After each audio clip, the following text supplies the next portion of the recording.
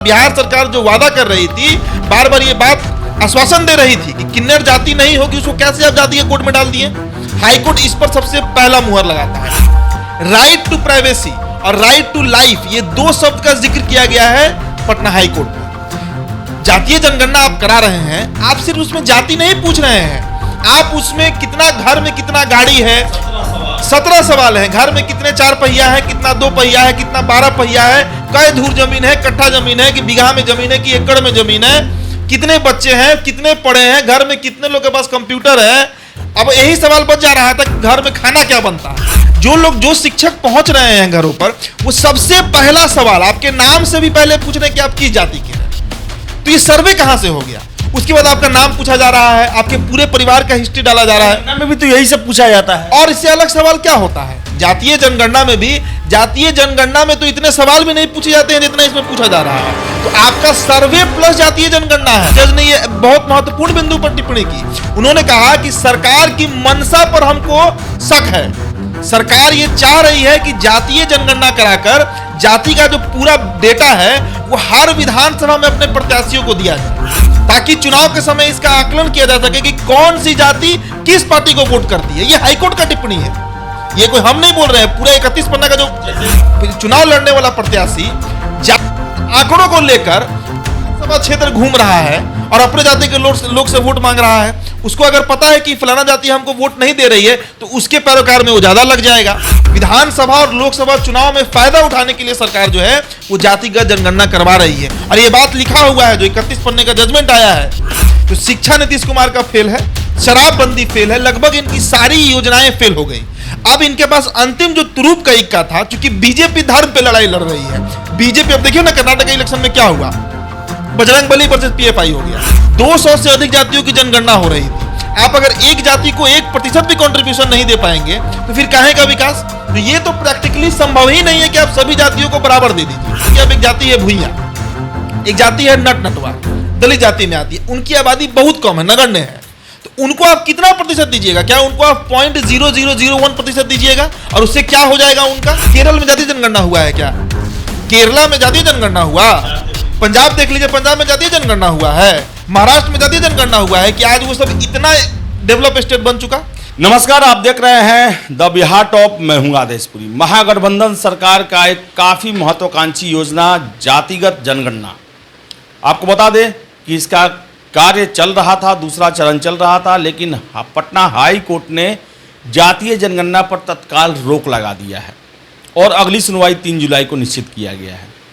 हम चर्चा करेंगे कि आखिर क्यों जातीय जनगणना पर रोक लगाया गया, कितना नुकसानदायक ये हो सकता है महागठबंधन के भविष्य के सपनों को लेकर, बिहार को सपनों को लेकर, बिहार में सामाजिक सुधार की सपनों को लेकर, या फिर राजनीतिक फायदे को लेकर कितना बड़ा नुकसान हुआ है। क्या क्या जिरा हुआ कोर्ट में, किसने केस किया, जज साहब ने क्या कहा, जो वकील थे वो उन्होंने क्या कहा, इन सभी चीज़ों पर हम चर्चा करेंगे और ये प्रश्न का उत्तर खोजने की कोशिश करेंगे कि आखिर जातीय जनगणना कितना लाभकारी था या कितना नुकसानदायक था, कोर्ट ने इस पर क्यों रोक लगाया, क्या क्या तर्क दिए गए।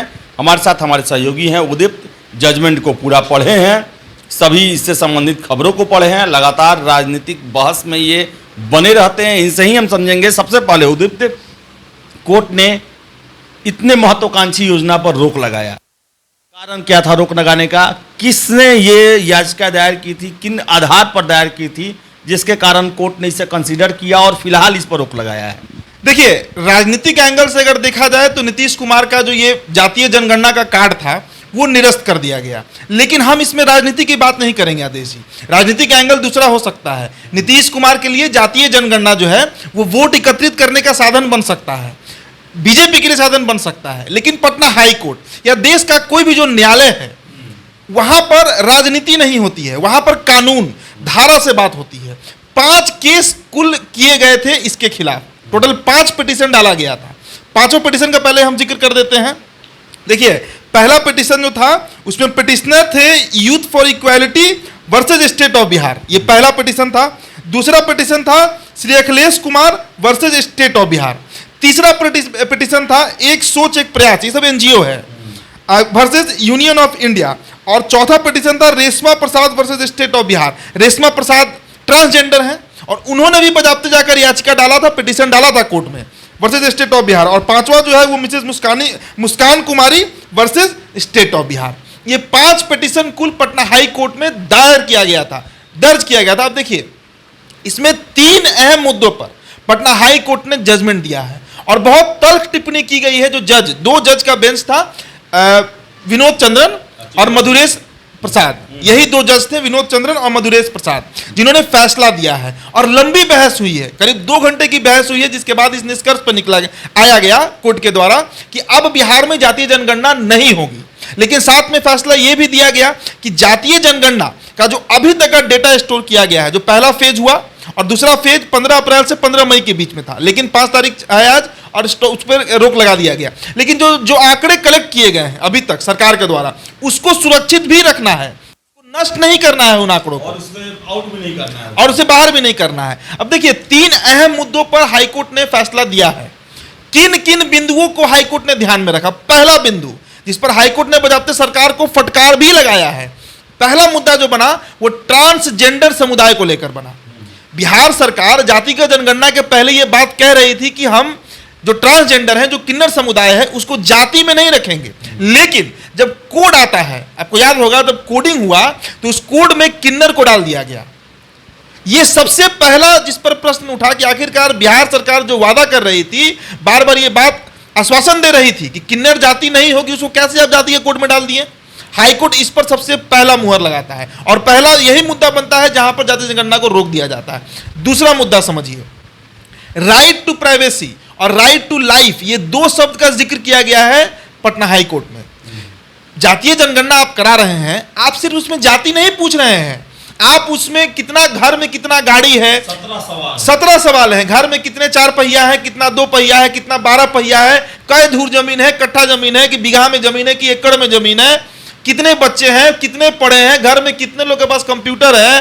अब यही सवाल बच जा रहा था घर में खाना क्या बनता है, बाकी लगभग सारा सवाल पूछ दिया जा रहा था आपसे संबंधित। तो भाई राइट टू प्राइवेसी की जो बात होती है और राइट टू लाइफ की जो बात होती है, उसमें आप किसी भी व्यक्ति की इतने निजी जानकारियों का करेंगे क्या? यह सवाल उठाया गया पटना हाई कोर्ट के द्वारा। और तीसरा जो सबसे अहम बिंदु बन गया, जिसके चलते इसको रोक ही दिया गया, वो बिंदु था कि देखिए जातीय जनगणना जो है वो संघीय ढांचे का चीज है, जो सेंटर है उसके राइट में है कि वो इसको करवाएगा या नहीं करवाएगा। लेकिन बिहार में हुआ क्या कि ये लोग नरेंद्र मोदी से मिलने गए थे पिछले साल, आपको याद होगा, वहां पर जब इसको नहीं अप्रूव किया गया तो बिहार सरकार ने यह फैसला लिया कि हम अपने खर्चे पर बजाते इसके लिए 500 करोड़ का बजट निकाला गया। एक और चीज क्लियर कर दे उदीप, जैसे सरकार ने कहा कि हम जनगणना नहीं करा रहे हैं, हम सर्वे करा रहे हैं, क्योंकि जनगणना तो संघ सूची में है। लेकिन कोर्ट ने कल ये साबित किया कि ये सर्वे नहीं जनगणना है, और जनगणना होते ही ये संघ सूची का हो जाता है ये विषय। और संघ सूची के खिलाफ राज्य सूची कैसे, राज्य सरकार कैसे कानून बना सकती है, और ये आधार बना इस पर रोक लगने का। देखिए सर्वे आखिरकार इसको आप कैसे सर्वे मानिएगा? मेरे घर भी गन्ना कर्मी आए थे, आपके घर भी गए होंगे आदेश जी। जो लोग, जो शिक्षक पहुंच रहे हैं घरों पर, वो सबसे पहला सवाल आपके नाम से भी पहले पूछ रहे हैं कि आप किस जाति के हैं। तो ये सर्वे कहां से हो गया? उसके बाद आपका नाम पूछा जा रहा है, आपके पूरे परिवार का हिस्ट्री डाला जा रहा है, जनगणना में भी तो यही सब पूछा जाता है। और इससे अलग सवाल क्या होता है जातीय जनगणना में भी? जातीय जनगणना में तो इतने सवाल भी नहीं पूछे जाते हैं जितना इसमें पूछा जा रहा है। तो आपका सर्वे प्लस जातीय जनगणना है, सर्वे को भी इसमें इंक्लूड कर लीजिए। एक तरह से ये सर्वे भी है, लेकिन सिर्फ सर्वे के आड़ में बिहार सरकार जो ये बात कह रही थी कि हम जातीय जनगणना नहीं सर्वे करा रहे हैं, ये बात 100% गलत था। जब आपके घर कोई गन्ना कर्मी आ रहा है और आपसे जाति पूछ ही ले रहा है, गोत्र पूछ ही ले रहा है, आपका सारा डिटेल निकाल कर ले जा रहा है, तो फिर वो सर्वे कैसे हुआ? सर्वे होता है पोल्यूशन पर कि कौन सा शहर सबसे ज्यादा गंदा है, सर्वे होता है शिक्षा पर, सर्वे इन सब मुद्दों पर न होता है कि सर्वे में थोड़े पूछेगा कि आप भूमिहार है कि आप अहिर हैं, ये तो नहीं कोई पूछेगा आपसे आकर। तो हाईकोर्ट का यही टिप्पणी था कि जो संघ के ढांचे का काम है, जो संघ करेगा, जो सेंट्रल करेगा, जो भारत सरकार का राइट है, वही राइट केंद्र सरकार क्यों अपना रही है? इस तरह तो फिर राज्य सरकार जो है वो भविष्य में और भी कई ऐसे काम कर सकती है। एक और बात चल रहा है कि इसका राजनीतिक प्रयोग, इस जनगणना का उपयोग किया जा सकता था, फायदा उठाया जा सकता था। कहने का मतलब है कि राजनीति में वोट, जब वोटिंग होता है या उसके बाद इसका क्या असर पड़ता है इस जनगणना का? इस पर भी कोर्ट ने टिप्पणी किया है। देखिए, इस पर भी टिप्पणी किया गया है कोर्ट में। जज साहब ने इस पर भी टिप्पणी की है। जज साहब ने कहा है, बजाते सारे वकील खड़े थे, जितने, चाहे पीके शाही साहब हो जो सरकार की तरफ से लड़ रहे थे, या अभिनव श्रीवास्तव, धनंजय तिवारी हो जो याचिकाकर्ताओं की तरफ से लड़ रहे थे, उन सब के सामने जज ने ये बहुत महत्वपूर्ण बिंदु पर टिप्पणी की। उन्होंने कहा कि सरकार की मंशा पर हमको शक है। सरकार ये चाह रही है कि जातीय जनगणना कराकर जाति का जो पूरा डेटा है वो हर विधानसभा में अपने प्रत्याशियों को दिया जाए, ताकि चुनाव के समय इसका आकलन किया जा सके कि कौन सी जाति किस पार्टी को वोट करती है। ये हाईकोर्ट का टिप्पणी है, ये कोई हम नहीं बोल रहे हैं। पूरा 31 पन्ना का जो जैसे एग्जाम्पल में आप समझाएं। एग्जाम्पल में मान लीजिए, आप कोई विधानसभा ले लीजिए, आप मांझी विधान, बक्सर ले लीजिए ना, बक्सर चूंकि मेरा गृह क्षेत्र है, मान लीजिए बक्सर विधानसभा है। कहा जाता है कि बक्सर जो है वो ब्राह्मण बाहुल विधानसभा है। बक्सर, जहां से मुन्ना तिवारी कांग्रेस के विधायक है, लेकिन ये बात सही नहीं है। वहां मुसहर टोली भी है, वहां पासवान टोली भी है, राजपूत की संख्या भी है, कायस्थ की संख्या वहां पर 25-30 हजार के आसपास है, लेकिन वो ब्राह्मण बाहुल क्षेत्र कहा जाता है। अब मान लीजिए कि जातिगत जनगणना हुआ, बक्सर विधानसभा का पूरा डेटा आ जाएगा। अब वहां से जो महागठबंधन के या एनडीए गठबंधन के प्रत्याशी उतरेंगे, उनके पास अगर डेटा रहेगा, मान लीजिए बीजेपी किसी ब्राह्मण को बक्सर चुनाव लड़ा रही है और वहां पर अगर बीजेपी हारी हुई है, अभी कांग्रेस जीता है, तो इसका मतलब साफ हो जाएगा कि ब्राह्मणों ने या सवर्णों ने बीजेपी को वोट नहीं दिया। ये क्लियर हो जाएगा ना। तो ये कितना गलत मैसेज जाएगा, जो ये टेरिटरी है जिसको यूनियन टेरिटरी कहते हैं इंडिया का, जो कितना गलत मैसेज जाएगा कि एक चुनाव लड़ने वाला प्रत्याशी जातिगत आंकड़ों को लेकर विधानसभा क्षेत्र घूम रहा है और अपने जाति के लोग से वोट मांग रहा है। उसको अगर पता है कि फलाना जाति हमको वोट नहीं दे रही है तो उसके पैरोकार में वो ज्यादा लग जाएगा। तो कई तरह के मामले उठ सकते हैं। क्लियर हो जाएगा कि ये इलाका इस बहुल इलाका है और यहीं पर हमको जाने से फायदा है, दूसरे जगह फाने से। मान लीजिए कि अगर गया, मान लीजिए विधानसभा क्षेत्र है, टेकारी है, वो अगर मुसहर बाहुल्य क्षेत्र है और वहां से अगर मांझी जी के प्रत्याशी हार जा रहे हैं, तो मांझी जी को तो यही नहीं लगेगा कि कोई मुसहर हमको वोट नहीं किया। उसी तरह ब्राह्मण में, बक्सर में आप ले लीजिए, अब मान लीजिए पटना साहिब यहाँ का राजनीतिक बदला भी लिया जा सकता है, डेवलपमेंट नहीं किया जा सकता है, या तो कई तरह के हो सकते हैं। सरकार के इसी मंशा पर कोर्ट ने टिप्पणी की, और सिर्फ मंशा पर टिप्पणी नहीं, सरकार ने साफ कहा कि सरकार के इस मंशा पर हमको शक है कि नीतिगत निजी फायदे के लिए, विधानसभा और लोकसभा चुनाव में फायदा उठाने के लिए सरकार जो है वो जातिगत जनगणना करवा रही है। और ये बात लिखा हुआ है, जो 31 पन्ने का जजमेंट आया है उसमें क्लियर लिखा हुआ है कि बिहार सरकार के मंशा पर हमको शक है कि वो इन आंकड़ों का दुरुपयोग कर सकती है विधानसभा में प्रत्याशियों को बांटकर, और उसके अनुसार अपना जो एक कैंपेनिंग होता है ना चुनाव में, कैंपेनिंग करके। ये बात कही गई है। एक और चीज उदीप्त, कितना बड़ा ये नुकसान है नीतीश कुमार के लिए? देखा जाए तो 4-5 सालों से वो जातिगत जनगणना के लिए लगे हुए थे, सर्वदलीय बैठक किए, मोदी जी से मिलने गए, बहुत प्रयास किए गए, और अंततः अपने बिहार सरकार के राजस्व से ही इस जनगणना कराने का फैसला लिया गया। कितना बड़ा नुकसान ये नीतीश कुमार के लिए है? देखिए, नीतीश कुमार का जो अंतिम एजेंडा था, क्योंकि इनका लगभग सारा एजेंडा बिहार में फेल है। शिक्षा फेल, बहाली प्रथा मामला, खाली नोटिफिकेशन निकल रहा है। आप तो कवर करते हैं, नोटिफिकेशन भी कहाँ है अभी तक? आप एक बात बताइए आदेश जी, ईमानदारी से कितना बहाली हुआ 2022 के 9 अगस्त से अभी तक? ईमानदारी से अभी तक तो एक भी नहीं, मुश्किल से 100 बहाली के लिए नोटिफिकेशन आया है। यही स्थिति है। तो शिक्षा नीतीश कुमार का फेल है, शराबबंदी फेल है, लगभग इनकी सारी योजनाएं फेल हो गई। अब इनके पास अंतिम जो तुरूप का इक्का था, क्योंकि बीजेपी धर्म पे लड़ाई लड़ रही है। बीजेपी, अब देखिए ना कर्नाटक इलेक्शन में क्या हुआ, बजरंग बली वर्सेस पीएफआई हो गया। जो कर्नाटक इलेक्शन में अभी रुख कांग्रेस की तरफ था, वो बजरंग बली आकर बदल दिए, जो लग रहा है अभी तक। तो बीजेपी का तो एजेंडा क्लियर है, धर्म पर है, लेकिन नीतीश कुमार विखंडित जातियों पर चुनाव लड़ना चाह रहे थे। और जातीय जनगणना का राजनीतिक मायने अगर निकाला जाए, हम जुडिशरी को छोड़ भी दें, कानून की बात नहीं करें, पॉलिटिकली अगर समझिए तो जातिगत जनगणना से क्या फायदा होता बिहार को? क्या सरकार के पास उतनी धनराशि है कि वो हर जाति के लिए अलग अलग स्कीम निकालती? 200 से अधिक जातियों की जनगणना हो रही थी। आप अगर एक जाति को 1% भी कंट्रीब्यूशन नहीं दे पाएंगे तो फिर काहे का विकास? तो ये तो प्रैक्टिकली संभव ही नहीं है कि आप सभी जातियों को बराबर दे दीजिए। 200 से प्लस जाति का तो जनगणना हो रहा है, कोड 200 प्लस जा रहा है। तो उसमें आप अगर एक, मान लीजिए कि अब एक जाति है भुइयां, एक जाति है नटवार, दलित जाति में आती है, उनकी आबादी बहुत कम है, नगण्य है, तो उनको आप कितना प्रतिशत दीजिएगा? क्या उनको आप 0.0001% दीजिएगा? और उससे क्या हो जाएगा उनका? जब तक आप, जैसे कि वाजपेयी जी चलाए थे एक अभियान, सब शिक्षा अभियान, सभी का बच्चा पढ़े, उस तरह का जब तक योजना बिहार में नहीं चलेगा, जहां पर एक ब्राह्मण का बच्चा भी और एक मुसहर और जो नटवार जाति है उनका बच्चा एक साथ बैठकर पढ़े, तब तक जातीय जनगणना का कोई मतलब ही नहीं है किसी स्टेट में। आप हमको बताइए ना, केरल में जातीय जनगणना हुआ है क्या? केरला में जातीय जनगणना हुआ? पंजाब देख लीजिए, पंजाब में जातीय जनगणना हुआ है? महाराष्ट्र में जातीय जनगणना हुआ है कि आज वो सब इतना डेवलप स्टेट बन चुका? जातिगत जनगणना का विकास से तो कोई कनेक्शन था ही नहीं कभी। मानिए उदीप्त, अगर पता भी चल जाता है कि ये जाति यहाँ पिछड़े हुए हैं, इनका विकास नहीं हुआ है, आपके पास संसाधन क्या है कि आप उनको एक्स्ट्रा दे देंगे? जो आपने बिहार में 17-18 साल में राजस्व उगाही का या फिर रोजगार देने का, नौकरी देने का क्या आपने साधन बनाया है कि आप उनका विकास कर सकते? एक तरह से और समझिए, मान लीजिए जातिगत जनगणना हो ही और पता लग जाता है कि जो सवर्ण की 4 जातियां हैं, जिसे भूरा बाल कहते हैं, भूमिया, राजपूत, ब्राह्मण, लाला, इनकी आबादी 10% निकली। हम मान लेते हैं कि जातिगत जनगणना में सवर्णों की आबादी 10% निकलती, तो क्या जो सवर्ण अलग अलग पदों पर काबिज हैं, चाहे वो वकालत हो, चाहे वो जुडिशियरी हो, चाहे एडमिनिस्ट्रेशन हो, या पत्रकारिता हो, या बिजनेस हो, ठेकेदारी हो, सब जगह, क्या उनका आप वो कुर्सी छीन तो नहीं ना लीजिएगा?